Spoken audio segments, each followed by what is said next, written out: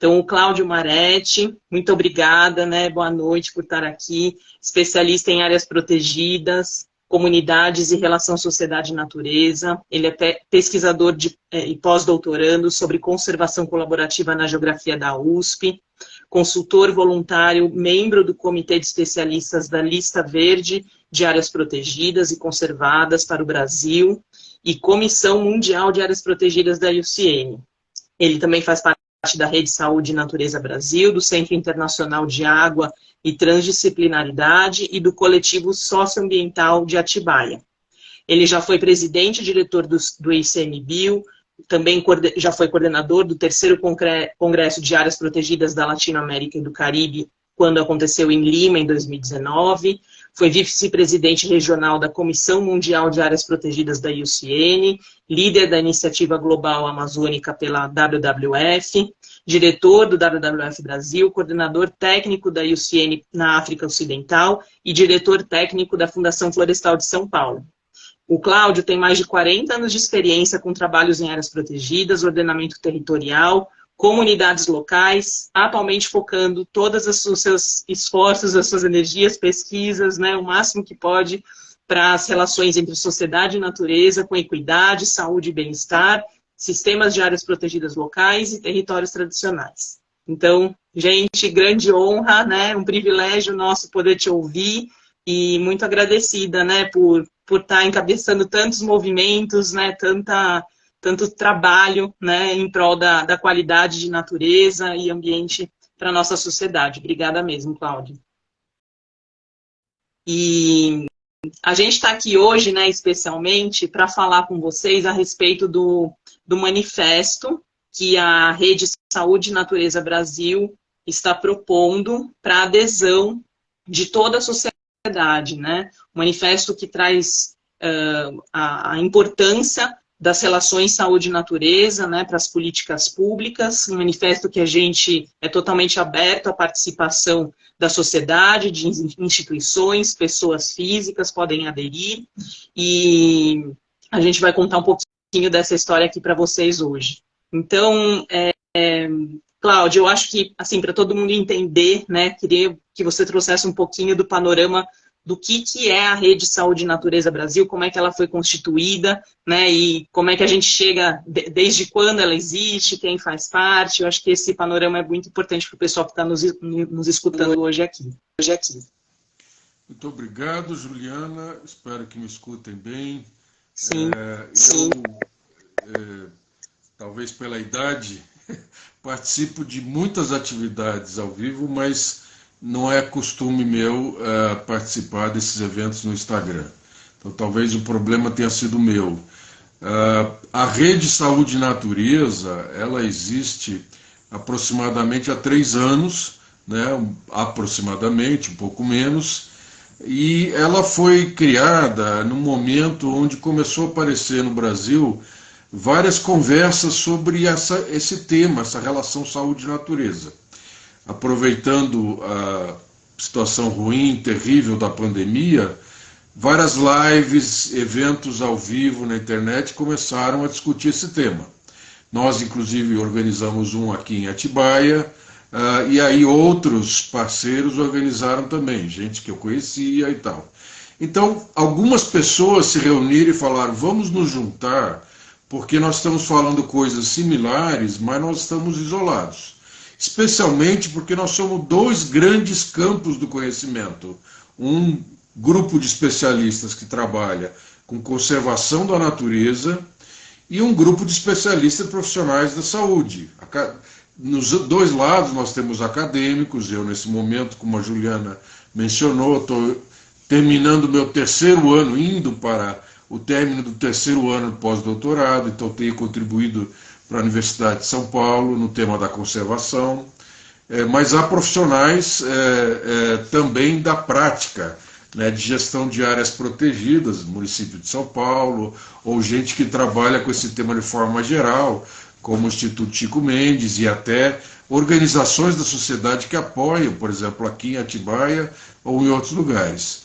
E há especialistas no campo da saúde, né? O Instituto Einstein, Universidade de São Paulo, em Ribeirão Preto, e um conjunto significativo de pessoas que promovem atividades para essa reconexão entre sociedade e natureza, né? As próprias atividades que a Juliana lidera, muitas delas são para trazer a natureza para essa sensibilidade das pessoas no sentido de fazer o bem.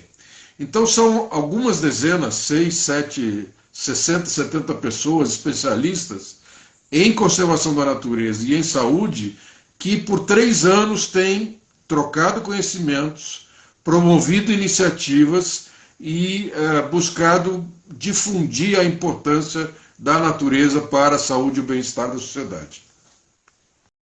Sim, excelente, né? E ao longo desses quase 3 anos, um pouco mais de 3 anos, né, Cláudio, ocorreram encontros, né, de trocas, apresentações de cada uma dessas pessoas, né, iniciativas, pesquisas que esse grupo, né, que se envolveu, que se mantém, né, continuamente conectado e agora ainda mais, né, interessado em promover a temática, em levar, né, para a sociedade a importância da relação saúde e natureza. Então, eu acho que é um grupo que é uma rede que está se fortalecendo muito, que cada vez mais pessoas, né, querem trazer as iniciativas que estão fazendo no Brasil, e a gente vai ter, né, muita alegria também, aos poucos, em acolher e dividir, né, com o conhecimento e aprender também com todas essas outras iniciativas que ainda não fazem parte da rede, mas eu acho que tem aí um caminho até, né? Eu queria saber como é que as pessoas podem, assim, não, talvez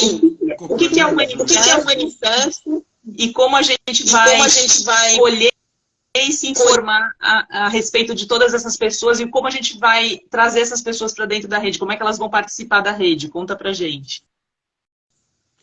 Tá bom, se você me permitir só completar um pouquinho, porque você falou uma coisa interessante. A rede congrega pessoas especialistas que também às vezes representam instituições e que fazem já muitas coisas interessantes, inclusive nessa relação. Mas algumas atividades foram justamente propiciadas por causa dessa integração, né? Uma delas, por exemplo, é um subgrupo da rede que montou um seminário dentro de um curso que eu ofereci sobre conservação colaborativa. Então, um seminário que discutiu o papel das áreas protegidas na promoção do bem-estar e da saúde. Nós escrevemos já um capítulo para um livro e estamos agora contribuindo num artigo científico internacional. Então, tem um livro para sair e um artigo científico. Outras iniciativas desse tipo, quer dizer, por conta própria, o WWF Brasil resolveu trazer esse programa Parques Saudáveis para Pessoas Saudáveis para o Brasil e contou com a rede para discutir, contribuir, participar, elaborar, etc. O próprio Instituto Einstein também se aproximou das unidades de conservação do município de São Paulo e trabalharam uma proposta financiada pela Fundação Boticário. O Instituto Alana participou de algumas atividades convidadas por nós e por outros, e assim por diante. Então, a rede não tem só, como a Juliana bem complementou, promovido o intercâmbio de especialistas, mas tem promovido sinergias que estão gerando iniciativas concretas. E aí nós aproveitamos esse momento positivo da sociedade brasileira. Entendemos que nesse momento as propostas que vinham da campanha e depois do governo eleito e finalmente no início do governo, a partir do 1º de janeiro, elas eram muito positivas, como por exemplo, priorizar a questão da conservação da natureza. Fala-se muito em Amazônia, mas se pensa na natureza de forma geral. E um dos aspectos que se tem falado nesse governo é a questão das mudanças climáticas. E nós estamos vendo, neste ano já, mais um desastre em função de atividades climáticas e de má ocupação do solo. Então, há um movimento positivo da área ambiental e, igualmente, da área da saúde. Nós vemos um Ministério da Saúde renovado, um Ministério da Saúde que se propõe a ter uma visão mais integradora da promoção da saúde e do bem-estar, e nós falamos, nós não podemos novamente esperar que só o Ministério do Meio Ambiente e o Ministério da Saúde atuem de forma isolada. Vamos provocar essa relação. Então, o manifesto, basicamente, ele é um pedido ao Ministério do Meio Ambiente e Mudança Climática e ao Ministério da Saúde que trabalhem de forma integrada. Nós já tivemos algumas experiências nesse sentido, a época em que eu presidi o Instituto Chico Mendes, quando nós convidamos, por exemplo, a Fiocruz para discutir justamente atividades nas áreas protegidas. Isso foi antes da criação da rede, mas esse esforço de integração já existiu. E depois ele foi interrompido por alguns anos e agora nós queremos promover essa reconexão entre as políticas públicas, para que promovam a reconexão da sociedade com a natureza. E são várias as propostas, né? Mas, por exemplo, reconhecer que as áreas verdes, as áreas azuis conservadas nas cidades, só um exemplo, elas são um instrumento de promoção da saúde. Elas servem, por exemplo, para filtrar poluentes do ar, elas servem, por exemplo, para um bem-estar psicológico, né, por várias interpretações que existem, seja da nossa ancestralidade ou não, de que aquele verde nos causa esse bem-estar psicológico, para a melhoria dos doentes, né? A Juliana, inclusive, tem experiência prática nesse sentido, quer dizer, um ambiente hospitalar ou áreas onde estão doentes que têm mais natureza promovem melhor recuperação. Então, tudo isso existe com estudos científicos e são algumas das propostas que a gente traz.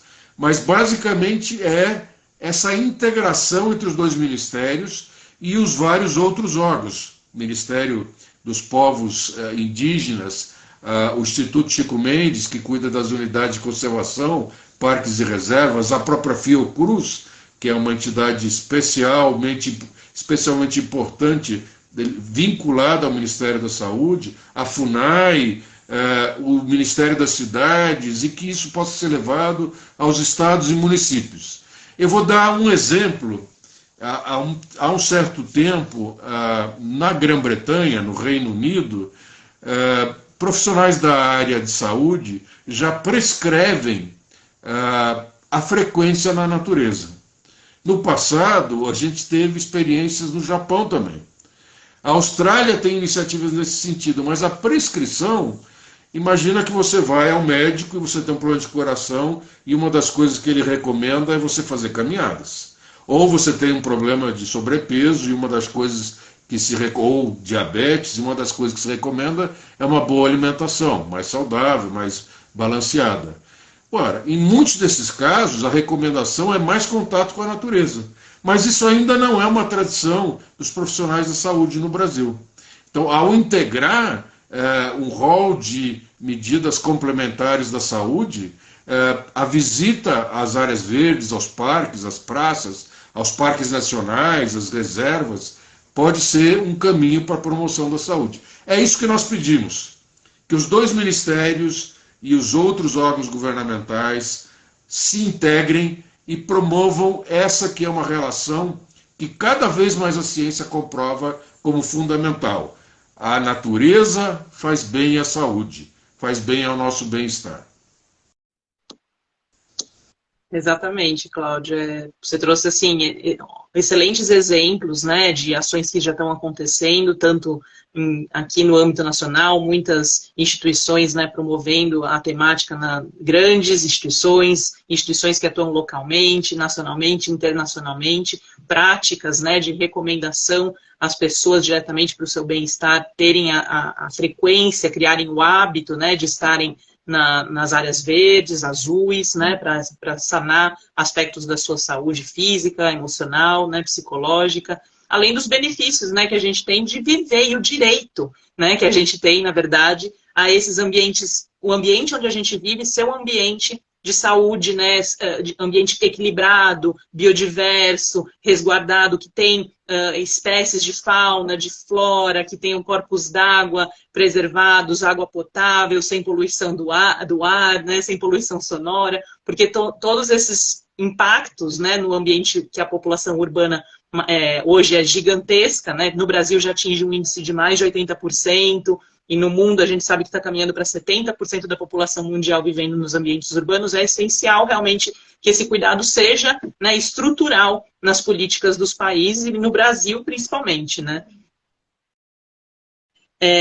Acho que uma questão que a gente podia trabalhar, né, aqui, discutir um pouquinho mais, como que, assim, a gente sabe que algumas populações nessa situação que a gente está vendo, né, especialmente agora que aconteceu mais uma vez, né, elas vão a cada vez acontecer mais, né, no dia a dia das nossas cidades, atingindo as populações mais vulneráveis, principalmente em relação às mudanças climáticas. Como é que você acredita que políticas públicas, né, de saúde e conservação, elas se tornam uma estratégia também, né, para a questão de mudanças climáticas que está afligindo, né, o mundo inteiro, e agora, especialmente, falando do caso que aconteceu no Litoral Norte?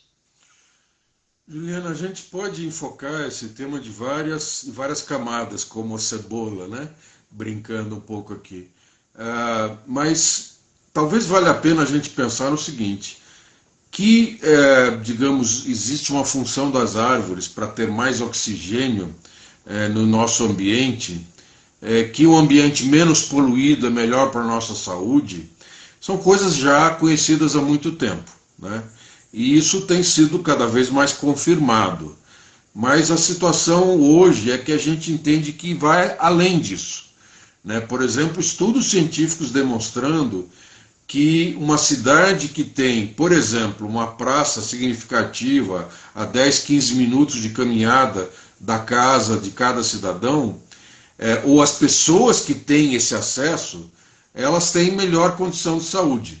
Esses estudos foram feitos em cidades na Europa, mas também recentemente nós tivemos um evento promovido pela Faculdade de Engenharia Florestal da Exalc, da Escola Superior de Agricultura da USP em Piracicaba, que trouxe um estudo de pós-graduação mostrando correlações entre áreas verdes e questões de saúde, por exemplo, atendimento pelo SUS, etc., já corrigindo as eventuais distorções da renda.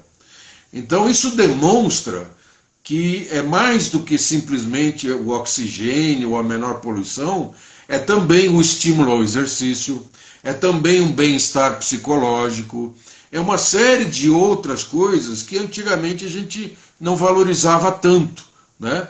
Mas se nós formos além e ampliarmos o nosso conceito de saúde como deve ser, existe, por exemplo, um estudo publicado em revista científica internacional, com participação de pesquisador da Faculdade de Medicina da USP de São Paulo, que mostra que o aumento da poluição e da temperatura promovidos pela mudança climática tem aumentado as causas de mortes.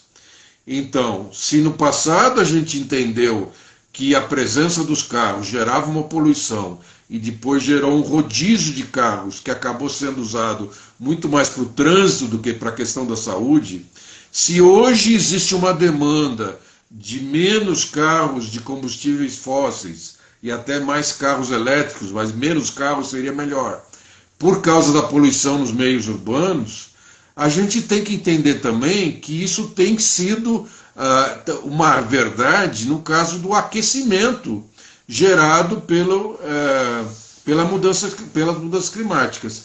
A gente às vezes ouve esse tipo de notícia na Europa, em Paris, teve uma onda de calor, morreu tantas pessoas, idade, mas esses estudos fizeram dados científicos na população toda, não é aquele caso da senhora que apareceu na televisão em Nova York.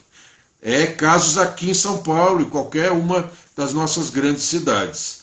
Se nós formos um pouco além disso, as mudanças climáticas são parte, não são o todo, mas são parte importante dos grandes desastres, das catástrofes que acontecem todos os anos na época de chuvas, que varia um pouco no litoral da Bahia, no interior da Amazônia, aqui no sudeste, no sul do país, no centro-oeste. As épocas de chuva variam um pouco. Mas quando há muita chuva, normalmente a ocupação que é gerada de forma que é degradada, é uma ocupação inadequada, que é gerada por uma desigualdade social, ela acaba gerando o quê? Enchentes, lama nas casas, doenças transmitidas por essas enchentes e, em última análise, situações terríveis como essa que aconteceu recentemente no litoral norte de São Paulo.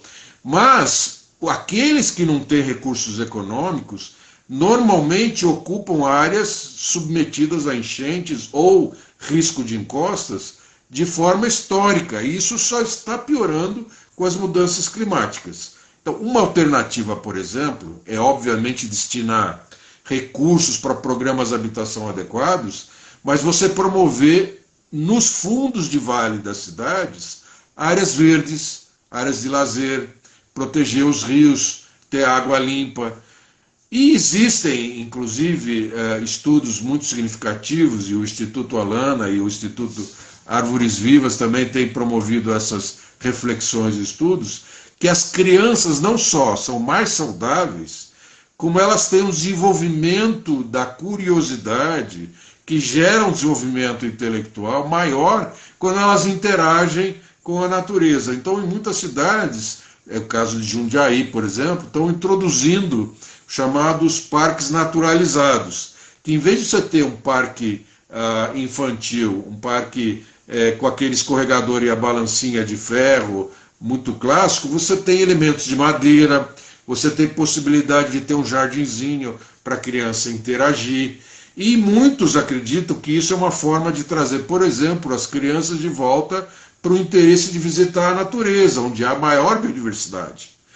Há afirmações científicas que mostram que, às vezes, o canto dos pássaros é um diferencial positivo. Então, uma área verde sem vida animal, ela pode ser muito positiva, mas na hora que você tem a vida animal, os pássaros, ou um esquilo, um serelepe passando, ou algo do tipo, isso traz uma relação de bem-estar, isso traz uma melhoria psicológica que impacta positivamente, inclusive, na saúde física. Eu não sou especialista da saúde, mas o que a gente pode ver é que as mudanças climáticas geram mais concentração de poluição, mais calor em momentos inadequados, chuvas mais concentradas que geram, por ocupação irregular, enchentes que danificam a saúde das pessoas, deslizamentos que matam as pessoas. Então, se nós tivermos cidades que são mais verdes e com áreas azuis de cursos d'água, de rios protegidos, conservadas, rios com vida, nós precisamos de rios com vida, não só fornecedores de água e muito menos receptores de esgoto. As populações dessas cidades serão mais saudáveis. Com dados científicos comprovados, a cada dia a gente tem uma nova pesquisa mostrando isso. Então, as mudanças climáticas matam. E a natureza ajuda a evitar essas mortes e a melhorar a qualidade de vida. Exatamente, Cláudio, né? Assim, trazendo a lembrança da sua fala em relação à infância, né? Antes de eu comentar um pouquinho do que você falou, vou trazer aqui alguns comentários do pessoal que está nos assistindo, né? A Érica, que inclusive, né, participa da rede ativamente, né? Com ela também fizemos dentro do programa de conservação, né, um artigo, uma live, inclusive, né, um vídeo que pode ser acessado depois até nos materiais. Uma coisa muito legal, né, do manifesto, do site da Rede Saúde e Natureza Brasil, o Cláudio colocou até o link aqui para todos. Eu também vou deixar o link depois na live guardada para vocês poderem acessar diretamente. Na bio do Árvores Vivas, vocês conseguem acessar o site redesaudenaterezabrasil.com. Tem uma série de documentos, né, as bases de pesquisa científica que fundamentam o manifesto. Então, isso é aberto a todos, né, qualquer pessoa que queira aprofundar, ler mais sobre essas pesquisas científicas, acessar documentos de direito, né, também da advocacia da nossa Constituição e outros, né, documentos que dão exemplos e justificam e fundamentam, dão as bases para esse manifesto que a rede está propondo. Eles estão disponíveis para todos. E também conhecer quais são as instituições que já fazem parte da rede e estão promovendo, né, o manifesto. O Cláudio também está passando aqui no chat para vocês o link direto para a página dos monitores, dos promotores do manifesto. A Érica, ela comentou justamente, né, que a natureza e a vida humana são indissociáveis, né? Então nós temos realmente que promover muito, né, disseminar para toda a sociedade esse conhecimento para que a gente consiga ainda mais, né, ações que apoiem essa ação que o manifesto está se propondo. Aqui também o Sebastião, ele trouxe um valor, né, também da natureza, que é a questão que a gente fala, além dos aspectos de benefício fisiológicos, psicológicos, emocionais, né, para a nossa saúde, existem também todos os benefícios de identidade, culturais, espirituais, né, que consolidam a relação da sociedade com aquele território, com aquele bioma, com aquela diversidade de espécies, de paisagem onde ela está inserida, né? E ele comenta aqui que uma grande amiga dele falou que era mais fácil encontrar com Deus na natureza do que nos templos, né, construídos pelo homem. E é isso mesmo, né? Na verdade, aqui trazendo a questão até do exemplo lá das montanhas do Caparaó, né, uma área maravilhosa, né, que merece que todos possam conhecê-la, né, visitá-la. Então, não só para se beneficiar, né, com a paisagem e conservação, mas por que não também se conectar mais profundamente espiritualmente, como o Sebastião coloca aqui. E ele reforça, né, o que você colocou, Cláudio, que os corpos de água nas cidades, né, os parques lineares, eles são realmente infraestruturas que a gente pode restaurar, né, a biodiversidade das margens desses rios, transformar em parques, né, acessíveis a todos, com um espaço para as crianças, para as pessoas, né, mais idosas, para todas as sociedades mesmo, incluindo, né, em todos, há tantos corpos d'água que o nosso país e muitas das nossas cidades, inclusive aqui em São Paulo, tem tantos, e tudo abaixo do asfalto, né, tudo sendo tratado com o maior desrespeito. Enfim, não queiram ser São Paulo, né? São Paulo já chegou no limite e foi além. A gente precisa desconstruir aí várias estruturas que hoje impedem a nossa qualidade de vida e saúde aqui na cidade. A Márcia também, né, comentando, ela participa da equipe aqui do Instituto Árvores Vivas, bem-vinda, comentando também sobre a questão dos impactos na saúde, no desenvolvimento infanto-juvenil. Nós estamos com 2 projetos muito impactantes, Cláudio, né, trabalhando essa questão de incremento de biodiversidade em escolas públicas, né, o programa Conviver e Aprender na Natureza já atuou um semestre na capacitação dos professores, né, das equipes dentro da escola para que entendam a relevância, né, de como inserir tanto na base curricular, quanto em atividades propostas, né, culturalmente, no calendário escolar, ações na área verde, né, nos espaços que são próximos também nas praças, e como transformar, né, olhar para esse espaço onde a escola está inserida, que a comunidade convive, para ser mais integrado com as áreas verdes. E fizemos um mutirão no final do ano passado lá para colocar espécies nativas, para atrair mais fauna, né, para que as crianças se envolvessem no plantio, gerassem vínculo com essa biodiversidade. E agora vão acontecer ações com a participação dos professores e alunos juntos, para até aprofundar mais ainda, por mais um semestre a gente vai acompanhar. E outro projeto que estamos executando pelo programa Conviver e Aprender na Natureza é junto ao Programa de Saúde do Adolescente do Estado de São Paulo, especialmente em 4 casas do adolescente aqui na região de Rio Grande de São Paulo, uma em Pinheiros, Heliópolis, Taboão da Serra e Mboimirim. E a Casa do Adolescente, que é um espaço de acolhimento, onde os jovens podem encontrar, né, cuidados para suas questões emocionais, psicológicas, com atendimento psicológico, atendimento, né, às meninas, atendimento ginecológico, obstétrico, também, né, muita informação, muito acolhimento, tem atendimento especializado em naturologia, práticas integrativas, então atendimento integral do jovem. E nessas casas nós estamos agindo diretamente com os adolescentes atendidos na sensibilização para a natureza, para o território e para a relação deles, né, de vínculo com a natureza, para que eles venham a ser também responsáveis e se sintam parte, né, para também buscar a conservação desse ambiente que a gente precisa que seja tão saudável, e capacitando, obviamente, os profissionais dessas casas. Então, a Márcia aqui até tem bastante gente participando aqui com a gente, né? 20 pessoas estão aqui online. O vídeo ele vai ficar disponível também aqui no Instagram, depois para todos poderem voltar a assistir. Deixa eu ver se tem mais algum comentário aqui. A Shizui, né, que também participou da rede, ela fala, né, está parabenizando o trabalho do manifesto. Acho que tem um chamado aqui, né, Cláudio, muito importante. Convidem suas redes de contato, né? Toda pessoa física pode aderir ao manifesto, todas as instituições que vocês participam, trabalham, representam, né? Podem participar, podem aderir. E quanto mais pessoas, né, a gente conseguir, né, que participem, que endossem esse manifesto junto com as instituições promotoras, quantas outras instituições queiram estar junto com a gente. O formulário ele tem um pouquinho mais de dados, ele vai um pouco além, né, do que simplesmente uma assinatura, para que justamente a gente possa, né, trabalhar essas conexões, essa rede, né, as possibilidades de construção em rede para a temática da saúde e natureza. Então é um convite aqui que a gente deixa para todos, né, Cláudio, todas e todos e todas as instituições que estão nos vendo, nos ouvindo, participando aqui hoje e que vão acompanhar esse vídeo depois, disseminem nas suas redes e façam a adesão ao manifesto.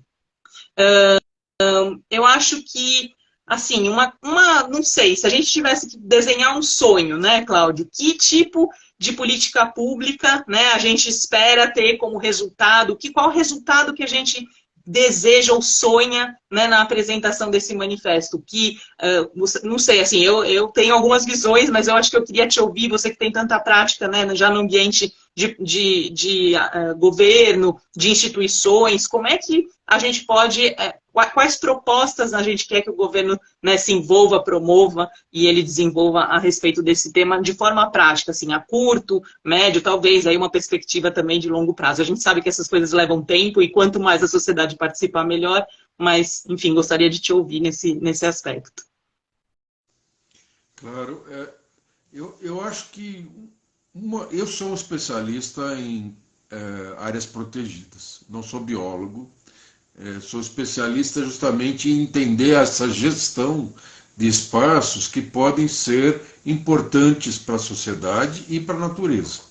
E isso traz aquelas reconexões até místicas que foram mencionadas, mas outras culturais também, que são muito importantes, como, por exemplo, algumas religiões que têm essa relação de divindade na natureza, mas também lembranças ancestrais, uma iniciativa muito interessante do Serviço de Parques do Canadá, é chamado Parks Canada, que é promover parques nacionais urbanos. Inclusive, um dos motivos, tem uma meia dúzia de motivos, eu já participei de alguns eventos sobre isso com eles, para incentivar essa questão urbana. Um dos motivos é que a população indígena que vive nas cidades do Canadá possa ter conexão com a natureza e tem suas relações místicas, mas também culturais, sem necessariamente estar somente vinculada à questão das divindades, né? Então, eu, depois de 40 anos gerindo parques e reservas, e há algum tempo agora me dedicando também às áreas verdes urbanas, etc., eu noto que os gestores ainda não sabem acompanhar, gerar condições propícias para uma visitação de promoção da saúde. Então, uma das coisas que eu viria como resultado é que o Instituto Chico Mendes, o Ministério do Meio Ambiente, adotem diretrizes para que a visitação que busca saúde e bem-estar, ela tenha o seu espaço. Vamos dar um exemplo, os banhos de floresta. Banhos de floresta foi um conceito gerado no Japão, na década de 70, alguns acham que foi mais usado na década de 80, do século passado, mas ele basicamente refletia uma preocupação de setores governamentais japoneses com a saúde da sua população. E aí eles começaram a criar uma série de regras e diretrizes, de funcionamentos, etc. Hoje em dia esse nome banho de floresta pega tão bem que está todo mundo usando sem nenhum critério. Qual é o critério? Então, algumas das formações, como por exemplo o Instituto Brasileiro de Ecopsicologia, que é sediado em Brasília, indica que você deve abrir os seus sentidos. e se reconectar com aquela natureza através de seus sentidos. Então você precisa, para o banho de floresta, segundo as diretrizes do Instituto Brasileiro de Ecopsicologia, em parceria com a Fiocruz, precisa um espaço mais calmo. Você não pode fazer isso num lugar onde você tem uma farra de gente num riacho ou numa piscina. Eu não sou contra interagir com os meios naturais, mas você tem alguns lugares para andar de bicicleta, lugares para fazer manifestações mais efusivas, mas talvez você precise de um lugar para meditar, ou para essa abertura dos sentidos, para você poder ouvir as aves, ouvir outros barulhos da natureza, o vento nas árvores, para você ver as diferenças de coloração do verde, para você identificar cheiros. Isso é a reconexão, é um passo, você precisa fazer isso de forma sistemática, mas você precisa de espaços adequados para isso. Uma outra coisa é, por exemplo, levar pessoas doentes para uma área natural, um parque urbano, um parque nacional. Você precisa ter um acesso, por exemplo, eventualmente, para ambulância. Tem um médico aqui da cidade onde eu moro que costumava levar pacientes em recuperação de câncer, mas alguns com estágio avançado, talvez nem poderiam se recuperar, mas que buscavam qualidade de vida. Mas ele desistiu porque os parques locais não tinham condições de chegar, por exemplo, uma ambulância numa necessidade. Então, é preciso que nós pensemos, assim como desenvolvemos no passado para a educação ambiental, uma série de diretrizes para receber pessoas, grupos, atividades, por exemplo, promovidas por especialistas dessa reconexão, que possam promover banho de floresta ou outras atividades integrativas, com uma série de diretrizes e de espaços para que isso possa acontecer, né? Uma outra coisa que seria ótima, seria pulando para o outro lado, seria que fosse reconhecido no SUS, no Sistema Unificado de Saúde, que a natureza é parte das condições. Então, uma área propícia para receber gente seria um instrumento de promoção de saúde, da mesma forma que a boa alimentação, que os exercícios físicos e assim por diante. Então, o reconhecimento das atividades na natureza como práticas integrativas complementares de promoção da saúde dentro dos sistemas tradicionais de saúde, né? Mais do que isso, teve até uma observação no chat que fala dos quintais. Eu me lembro que uma das conversas que nós tivemos foi justamente de uma pessoa que tem um instituto que promove atividades numa área de floresta mais expressiva, mas também promove num quintalzinho na cidade de São Paulo. E faz até estudos comparativos. E existe uma série de estudos científicos mostrando que qualquer contato é positivo, né? E aí pode-se ir de um quintal até um grande parque nacional, com diferenças de possibilidades de atividades e diferenças de benefícios. Então, uma das coisas de resultado que a gente esperaria ver é que essas entidades governamentais, do mesmo jeito que fazem campanha para a vacinação, possam fazer campanha para uma boa alimentação, para o exercício físico e atividades na natureza, e a reconexão com a natureza. Esse tipo de reconexão, ele tem que ser visto como promoção de saúde, direito de todos, como a própria Juliana lembrou, escrito na Constituição, tanto no capítulo do meio ambiente como no capítulo de saúde, estão lá os direitos de todos, e o capítulo do meio ambiente diz claramente, direito de todos ao meio ambiente ecologicamente adequado, fundamental a sadia qualidade de vida, né? Com outras palavras, não me lembro exatamente, mas é isso que diz lá. E é uma forma de conseguir isso, educação ambiental, etc., mas também a disponibilidade de áreas naturais. Então, se nós imaginarmos que nas nossas cidades, de um modo geral, as áreas ricas têm parques, têm arborização urbana, têm até acesso a uma área mais expressiva de lazer, E as áreas pobres muitas vezes são um amontoado de casas, porque foram ocupações espontâneas, etc. Ou, caso específico do município de São Paulo, que ocorre em outros lugares, você pode estar lá no extremo sul, em volta do verde, mas não existe uma estrutura, uma infraestrutura, um acesso adequado, não existe uma promoção. Eu me lembro que nos seminários que nós fizemos, e a Juliana foi uma das que coordenou o seminário de bem-estar e saúde relacionado a áreas protegidas, nós trouxemos um depoimento de um líder de uma comunidade na Zona Leste do município de São Paulo, que morava do lado de um parque municipal, um parque natural municipal, oficial, unidade de conservação, e ele dizia, olha, não existe nada que nos estimule a ir para lá. É preciso uma estrutura, é preciso segurança, é preciso informação e é preciso um processo de interação com essa sociedade para convidá-lo. Existe um caso absurdo de um depoimento desses que a gente recolheu, de uma pessoa que saía lá do extremo sul do município de São Paulo e ia passear onde? No Ibirapuera. Tem muito mais verde no extremo sul do município de São Paulo do que na região centro-sul, ali onde está o Ibirapuera. Mas ali era um parque conhecido, promovido, as pessoas também se conectavam, tinha esse aspecto da sociabilidade e da cultura que é fundamental.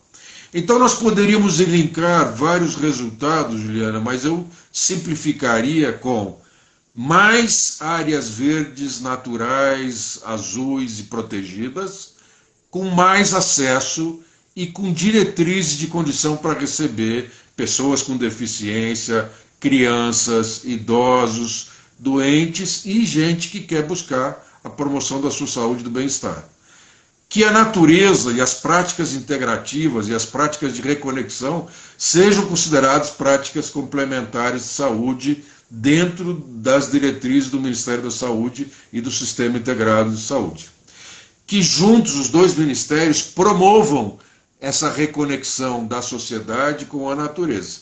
E aí talvez uma coisa quase interesseira que a gente podia falar é que se a gente não promover essa reconexão, nós não vamos ter quem defenda a natureza. Então nossas cidades vão virar desertos cinzas, sem verde, sem rios, que já quase não tem, né? O que existe é um esgoto a céu aberto, ou uma água que não é um rio vivo. Se a gente não tiver, ninguém vai defender essa natureza. Então, existe um conjunto fabuloso de experiências, eu vivi uma com os meus filhos pequenos, mas uma quantidade enorme, nós estamos vendo uma acontecer agora aqui em Atibaia, eu vi depoimentos de Belo Horizonte, de Sorocaba, de vários lugares, onde as pessoas do bairro se mobilizam para proteger uma área verde. E essa mobilização gera uma consciência e, a partir disso, se for bem gerida essa área verde, ela pode gerar esse benefício de saúde e bem-estar. Mas, muitas vezes, o que ocorre é o contrário.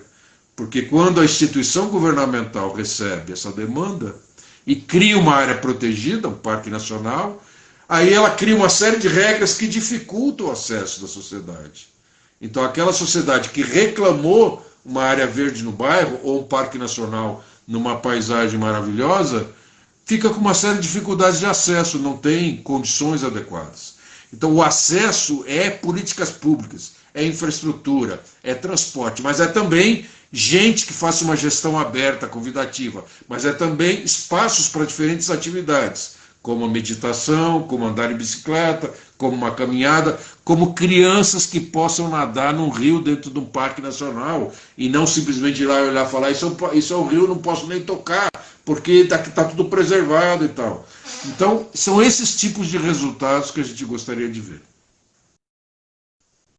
Incrível, Cláudia, é isso. Eu acho que, né, maravilhosa aí a tua perspectiva, faz a gente sonhar, né, com esse lugar, querer somar forças para que isso aconteça, viver essa realidade.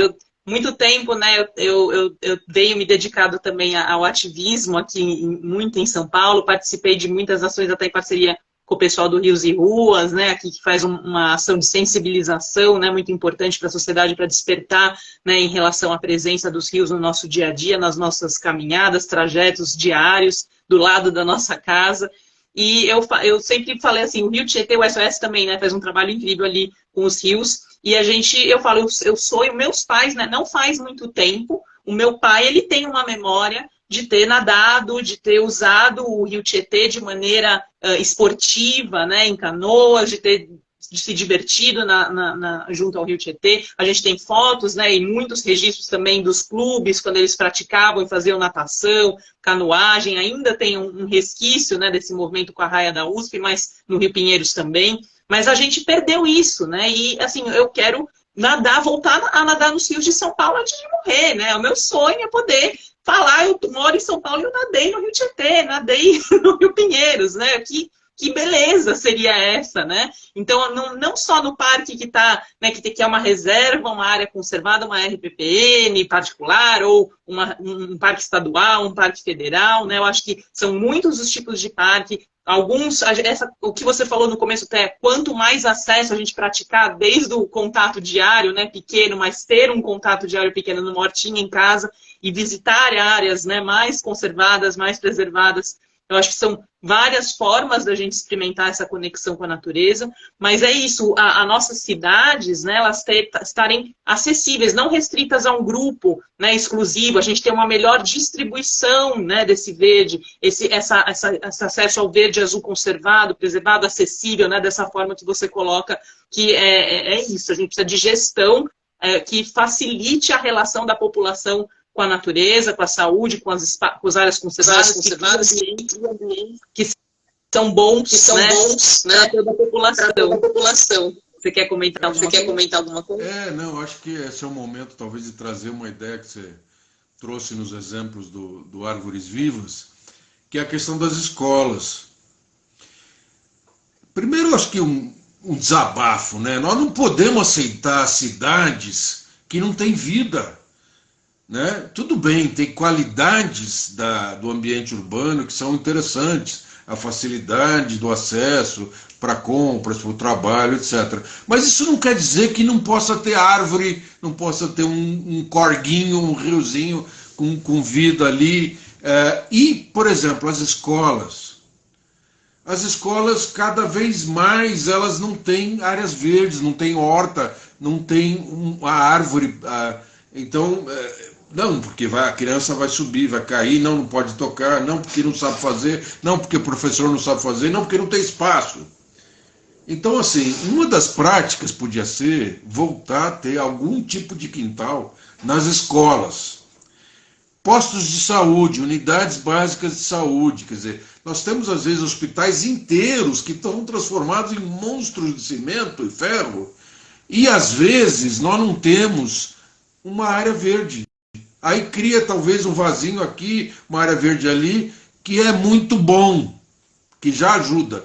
Mas a arquitetura, o planejamento, a previsão de ter esses espaços verdes, pode ser um espaço de circulação das pessoas que estão em recuperação de saúde, e isso ajuda, a ciência demonstra que isso ajuda na recuperação. É isso, então, né?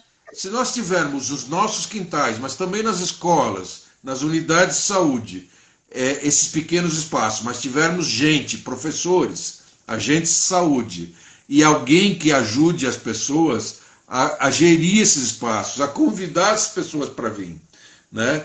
E aí essas conexões, elas podem crescer. É o que nós chamamos, né, Juliana, de progressividade.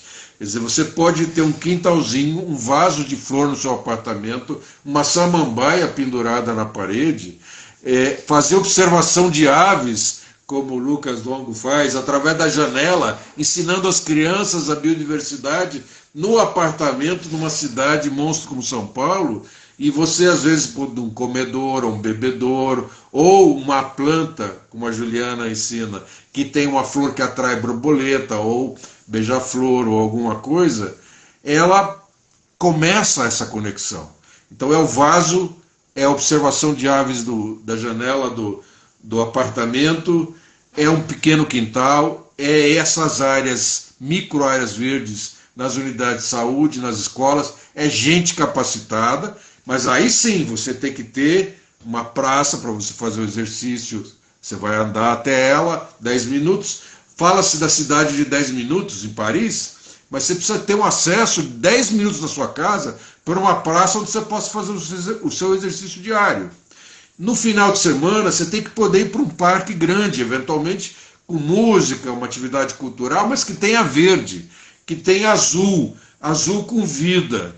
E aí, num feriado, numas férias, você vai visitar um parque nacional, depois vai visitar outro, uma reserva extrativista, uma área de proteção ambiental. Essa progressividade é fundamental para a qualidade de vida, porque eu não consigo ter, como no Rio de Janeiro, um Parque Nacional da Tijuca dentro de cada cidade. Mas eu consigo ter uma árvore em cada rua, a menos que a gente queira aquelas ruas desumanas que só tem prédio com vidro. Não tem nada que convida a interação. Então, sociabilidade caminha junto, educação, pessoas que promovem as atividades, mas nós precisamos que isso esteja também nas políticas públicas. A sociedade não pode esperar o governo.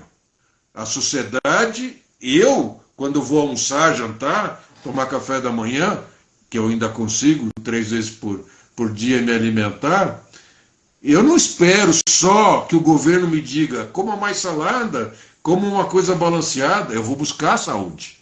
Eu saio para caminhar todo dia de manhã porque eu vou buscar a minha saúde. Então eu não posso esperar só uma política governamental para eu valorizar o meu quintal, para eu visitar uma praça, e assim todos nós, de forma coletiva, aquela associação do bairro defender um espaço verde que ia virar uma nova avenida, mas também a política pública incentivando que, em vez de casas na beira do rio, em vez de avenida para mais carro, aterrando o rio, enterrando o rio, como a Juliana falou, que a gente tem os parques lineares. Mas também que a gente tenha algum tipo de incentivo governamental para que os profissionais de saúde e da área de conservação trabalhem de forma integrada. E que o planejamento urbano e o planejamento espacial regional considerem a necessária convivência e a reconexão da sociedade com a natureza.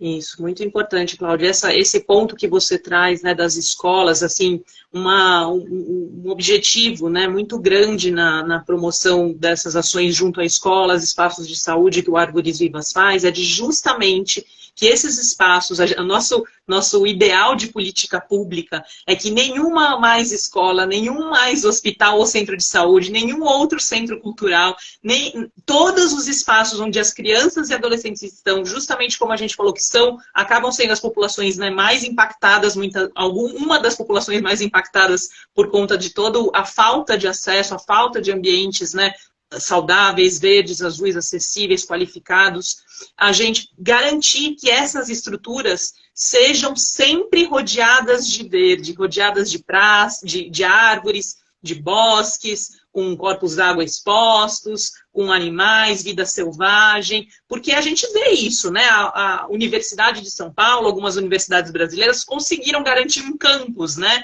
Com alguma área verde, que é um enorme privilégio. Mas por que não a creche? Por que não a EMEI, a EMEF, né?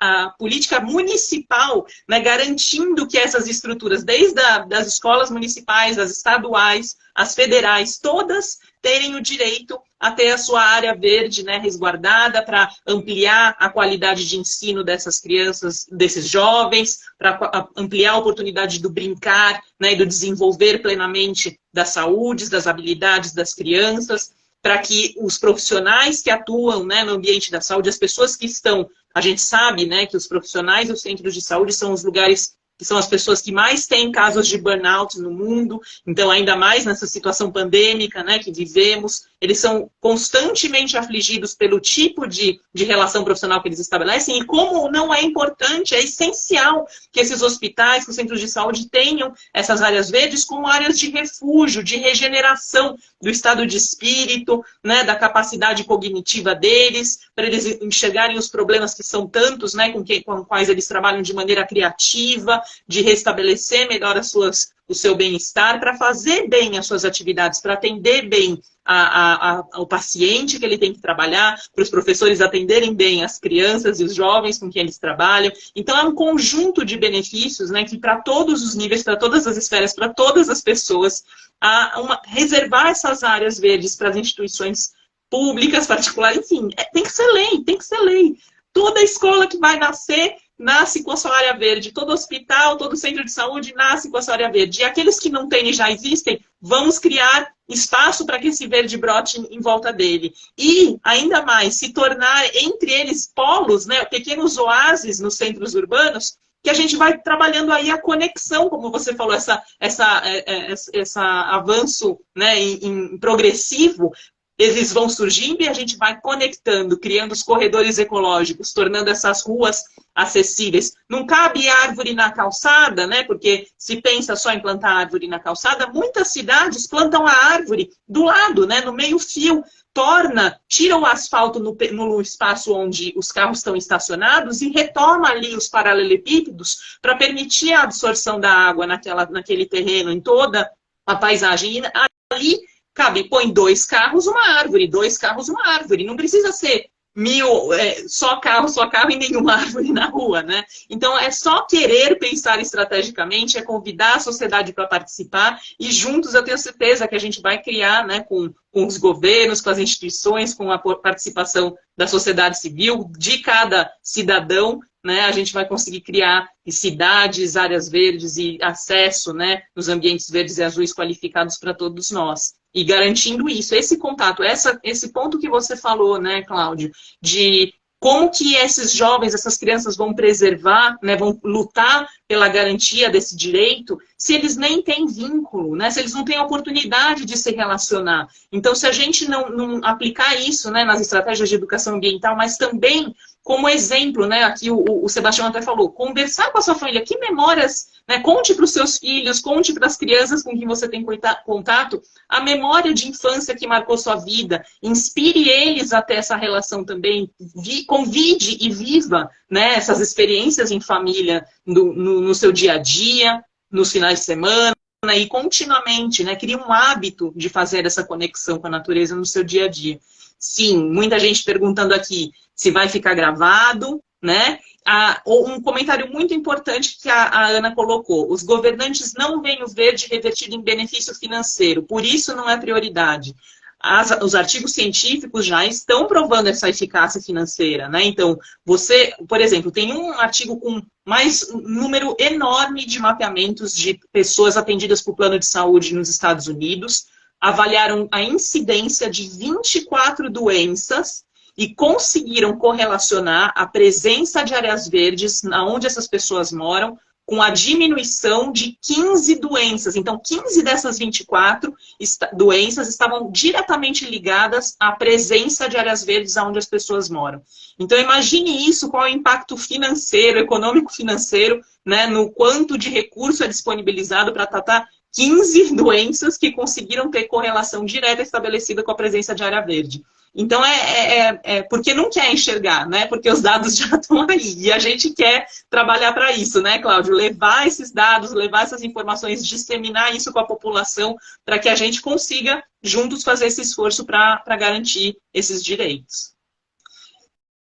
Cláudio, estamos já... Desculpa, quer comentar? Pode falar, se você quiser trazer uma complementação. Não, eu acho que você ia pedir para a gente encerrar, né? Não sarrar, mas eu queria fazer aqui um pedido para você. Uma memória sua de infância, de conexão. Minha? Pois é, eu acho que uma das coisas mais importantes que me marcaram nesse sentido foi ter a possibilidade de ser de uma classe relativamente mais, com melhores condições socioeconômicas, de poder ter casa de campo. Então, a tia tinha um sítio, o avô tinha uma casa de campo, depois nós, com meu pai, tivemos a nossa, e aí a gente interagia com essa natureza. Meu pai foi médico, ele tinha uma lembrança de sítio, dos familiares, dos migrantes italianos, e ele lembrava sempre essa coisa de fazenda, de sítio, e aí ele queria ter uma terrinha, e aí a gente conseguiu gerenciar junto. Plantamos palmitos, palmiteiros para reflorestar e depois até uma parte para comercializar, mas preservamos 80%, 70% da área em Mata Atlântica. Não conseguimos fazer uma declaração oficial, um vínculo oficial de reserva particular do patrimônio natural, que é uma unidade de conservação oficial, porque a gente tinha aí uma dificuldade toda de documentação e não conseguimos resolver isso até a morte dele, infelizmente. Mas eu participei da reunião de fundação da Associação das Reservas Privadas no estado de São Paulo. Mas talvez uma coisa que tenha mais me marcado, Juliana, é já com meus filhos. Morando na cidade de São Paulo, naquela rua onde, quando, não na mesma, mas vizinha ali, quando eu era criança, o mesmo bairro, eu vi o asfalto chegar, andei de carrinho de rolemã, joguei futebol em rua de terra, tinha árvore na rua, etc. E aí aquilo foi sendo urbanizado, urbanizado, urbanizado, e aí uma área verde histórica, quem mora em São Paulo talvez conheça, hoje chamado Parque Modernista, era uma área em Vila Mariana onde tinha o que se considerava a primeira casa em estilo modernista do país, mas ela era circundada por um jardim muito interessante. E aí a família vai deixando aquilo, quer dizer, o arquiteto original que migrou para o Brasil deixou descendentes, mas cada um foi para o seu lado, e aquilo foi ficando uma casa abandonada. E em determinado momento um projeto de um monte de torres. E nós nos unimos no bairro, nós fechávamos a rua com autorização da prefeitura e criávamos atividades com as crianças de desenhar na rua, de pintar no papel e de plantar árvore nas ruas, refazendo a arborização urbana da cidade. Não é uma área hoje supervisitada, não tem uma gestão convidativa, mas 30 anos depois eu consegui visitar a área, há poucos anos atrás, está lá aberta ao público, como um parque público. Então isso para mim me marcou como essa possibilidade da sociedade decidir os seus destinos. Então, se a minha memória de infância era aquela coisa de classe média alta, talvez classe média com posses, para ter uma casa de campo e poder subir numa árvore, nadar num rio, etc., o que mais me marcou do ponto de vista do coletivo da sociedade é poder juntar meus filhos e fazer uma ação que ajudasse a preservar uma área verde, que continua verde 30 anos depois e que deveria ser muito mais interativa. Essas são as minhas memórias, que me levam a muito mais. Mas hoje também eu continuo, quer dizer, a todo lugar que eu vou, em toda possibilidade, aqui em Atibaia, por exemplo, um dos promotores desse manifesto é o Coletivo Socioambiental de Atibaia, que eu moro em Atibaia desde início de 2019, ou seja, pouco menos, mais ou menos 4 anos. Então eu não tenho origem aqui, eu não tenho um vínculo, mas eu cheguei, a primeira coisa que eu fiz foi me integrar com um conjunto de pessoas que buscavam uma vida melhor de forma voluntária. Não temos ganho, não temos benefício, fazemos propostas técnicas, discutimos com Câmara de Vereadores, com técnicos municipais, etc. E temos uma proposta de criação de uma unidade de conservação municipal, temos uma proposta de criação de um parque urbano, onde cada 2, 3 meses fazemos atividades com crianças, com yoga, etc., para que a pessoa possa conhecer. Então, eu tenho memórias também de velho, porque uma das coisas importantes é esse acesso múltiplo, né? Eu me lembro, há pouco tempo, o Sesc São Paulo, com mediação, coordenação da própria Érica, que está aqui nos acompanhando, fez um evento sobre gestão de áreas protegidas, pensando em pessoas com deficiência. É incrível que a gente tenha só uma quantidade de parques com acesso para deficientes que a gente possa contar nas mãos. Não devia ser uma regra para todos, não é direito de todos. Por que a gente tem uma rampa de acesso obrigatória num shopping center, num banco, e a gente não tem uma política da Fundação Florestal de São Paulo, do Instituto Chico Mendes, de acesso das pessoas com deficiência? E não é só cadeirante, é também a pessoa com deficiência visual, com deficiência intelectual, deficiência auditiva. Existe um monte de iniciativas, mas são individuais. Nós precisamos de políticas públicas que multipliquem essas iniciativas e pensar nos idosos. Eu, hoje, com o pé quebrado, já tenho dificuldade de caminhar. Eu adorava caminhar, fazia caminhadas de 3, 4, 5 dias. Era uma das coisas que eu mais gostava de fazer na vida.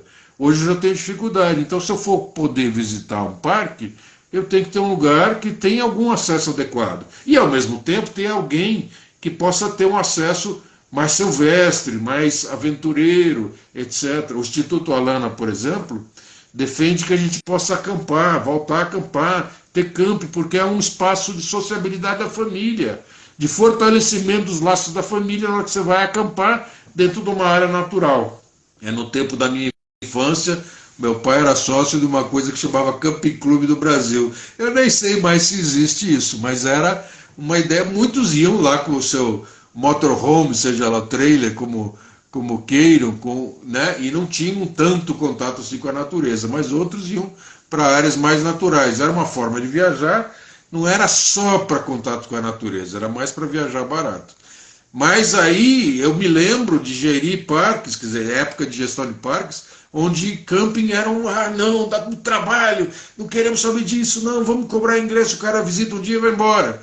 Então, se a gente não voltasse a abrir para esses espaços de convivência, a gente perde a possibilidade de implantar essas memórias que você está falando nas crianças de hoje e nas que virão.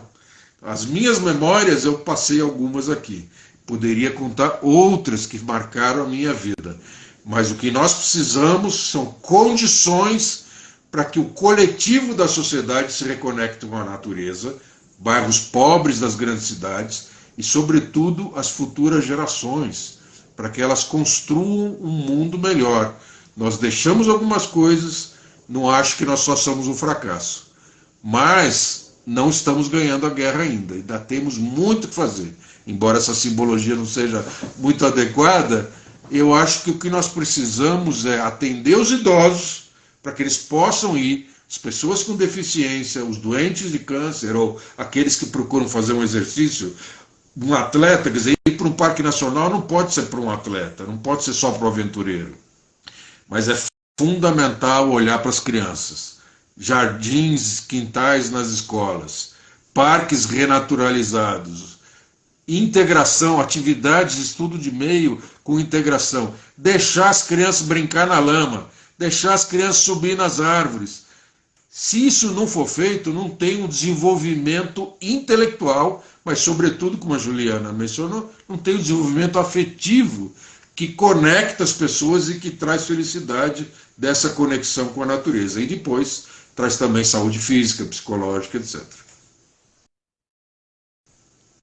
Excelente, Cláudio. Muito, muito grata. E é isso, essas crianças, né? A gente não pode só lembrar das nossas áreas protegidas, dos biomas que representam a identidade do nosso país, né? Na hora que está acontecendo coisas péssimas, né? Com esses espaços, na hora que eles estão sendo ainda mais, né, maltratados ou degradados ou passando por situações que agora são tão aflitivas, né, com a questão de mudança climática. A gente precisa ter um vínculo no nosso coração, né? Eu costumo usar uma expressão que a gente busca plantar árvores nos corações das pessoas, né, e nas mentes. Não, é lógico, temos que plantar muitas também nas cidades onde a gente mora, mas ter essa essência, né, essa conexão realmente dentro do nosso existir, né, do nosso ser. e assim a gente poder valorizar e buscar, né, agir no nosso dia a dia de alguma maneira para que esses lugares, para que sejam sempre muito bem preservados, muito bem cuidados, para que a gente tenha realmente essas políticas públicas que vão garantir, né, a melhor vida da nossa espécie e de todas as outras, né? Que compartilhamos e coexistimos nesse planeta e somos irmãos de alguma forma, né? E a gente aprende isso, né, com as culturas ancestrais, dos indígenas, de tantas culturas, né, do mundo inteiro, de todos. Eles falam, nós somos a mãe terra, né, Gaia, nós somos a natureza. Eu acho que a gente, o mundo urbano e a população vivendo tanto nessa rede, a gente está aqui na internet, tem muitos benefícios, né? Que bom que a gente pode se conectar usando toda essa tecnologia que chega e realmente é parte já da nossa existência como sociedade, como humanidade, mas a gente não pode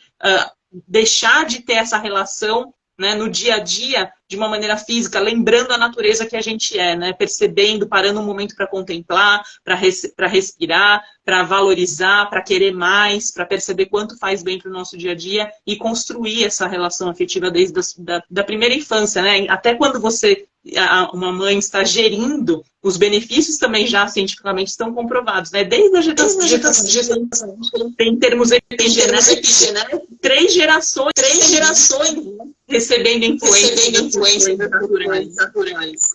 Então é muito importante. Se me permitir falar um pouquinho sobre a ideia de reconexão, claro. Tem gente que acha que é a conexão com a natureza, eu uso o termo reconexão, muitos de nós usamos.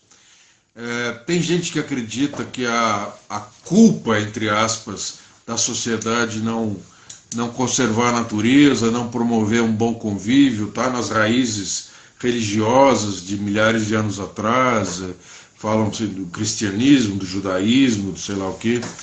Eu promovi um encontro com as religiões e a conservação da natureza quando fui presidente do ICMBio, e era maravilhoso ver como todas as religiões disputavam positivamente para dizer, nós defendemos a natureza, aqui está escrito, aqui na nossa prática, não sei o quê.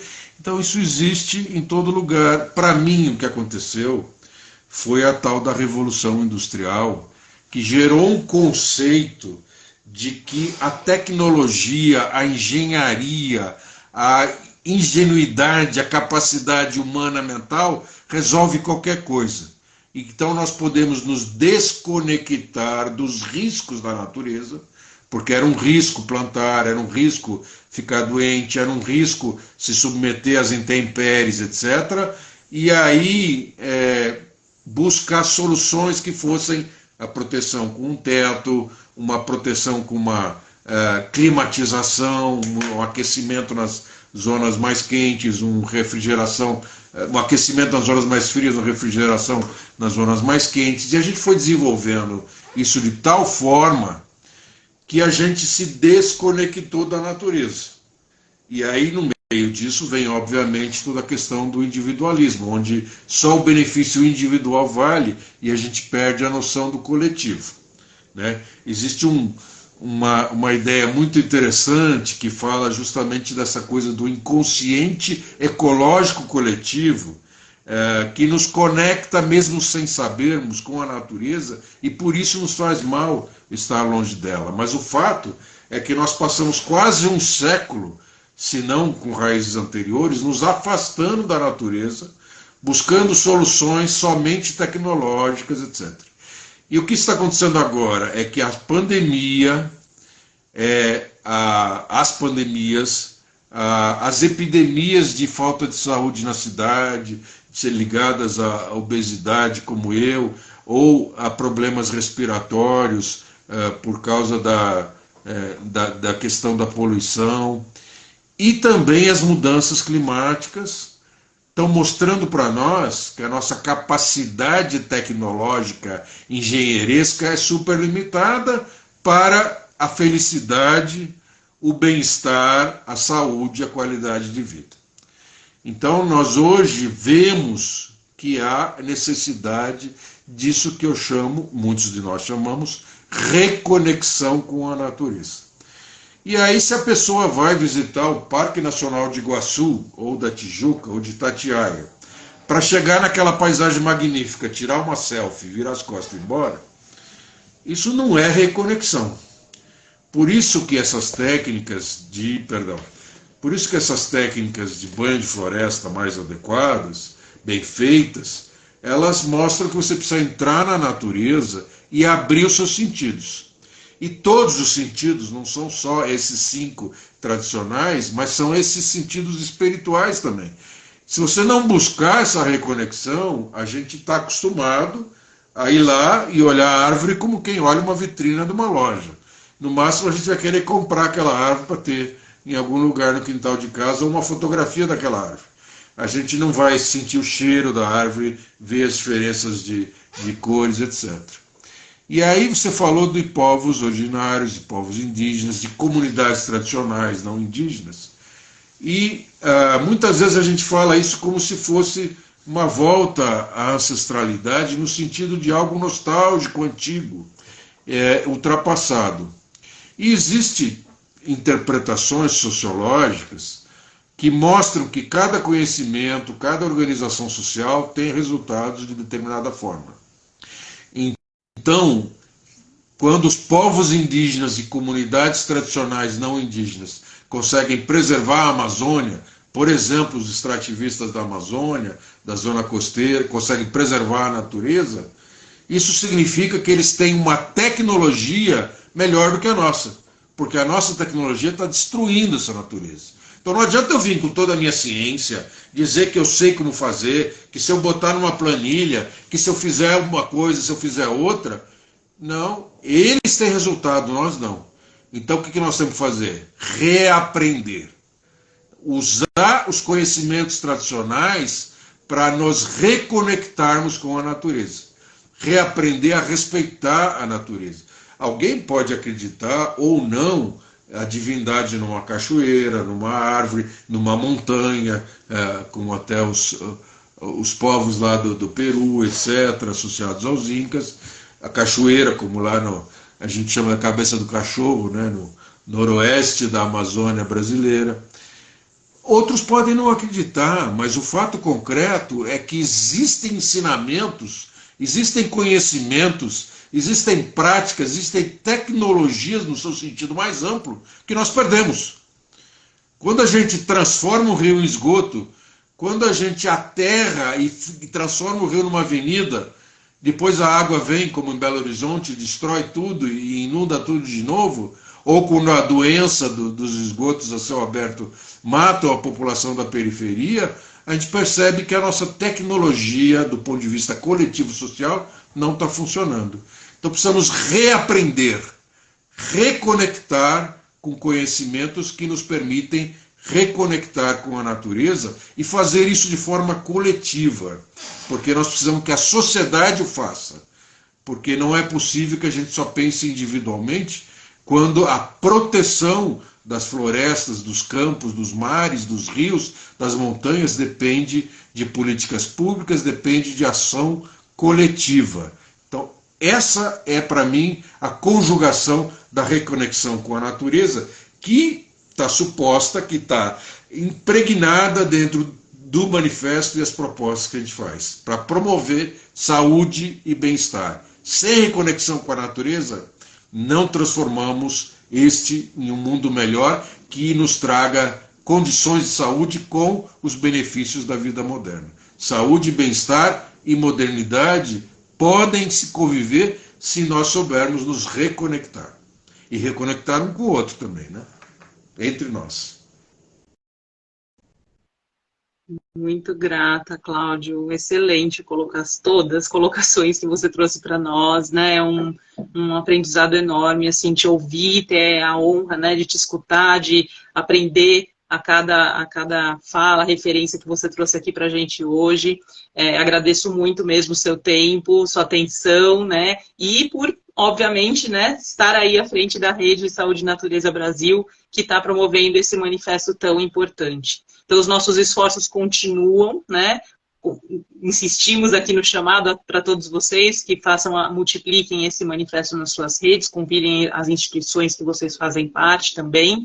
E a gente vai agora até realizar algumas outras lives, né? Depois dessa ser a primeira abrindo, então agora vou fazer o convite, né, a outros colegas promotores da rede. A gente deve em breve já fazer a divulgação aqui no Instagram do Árvores Vivas. Acompanhem para ouvir, né, mais experiências, mais práticas dessas instituições e pessoas que estão promovendo, mas também, né, convidar aí, quando você preenche lá o formulário endossando, em breve a gente vai, né, informar vocês dos desdobramentos e também convidá-los, né, a estar com a rede para realizarmos mais coisas juntos em todo o Brasil, em todo o nosso país, para o benefício da conexão com a natureza, para a nossa saúde, para a nossa existência. Queria agradecer muito, Cláudio, então, a tua presença. Não sei se você tem uma mensagem final para deixar, mas eu acho que, né, esse vídeo vai ficar gravado e a gente tem aí um monte de divulgando. Se você quiser deixar uma mensagem, que estão aqui nos ouvindo, eu agradeço. Eu acho que a minha fala da reconexão já foi um encerramento, né? Eu não tenho mais muito o que falar depois disso, a não ser reconhecer que Juliana e várias outras pessoas são partes desse esforço, que é coletivo e é voluntário. Muito obrigado por estarmos juntos, por defender aquilo que acreditamos e lutar por um mundo melhor para todos. Muito grata, pessoal. Boa noite a todos e todas. E até a próxima, então. A gente vai informando vocês lá no blog, no site da rede, dos desdobramentos. E até a semana que vem ou na próxima a gente está com mais lives para conversar sobre esse tema com vocês. Muito obrigada, Cláudio. Boa noite.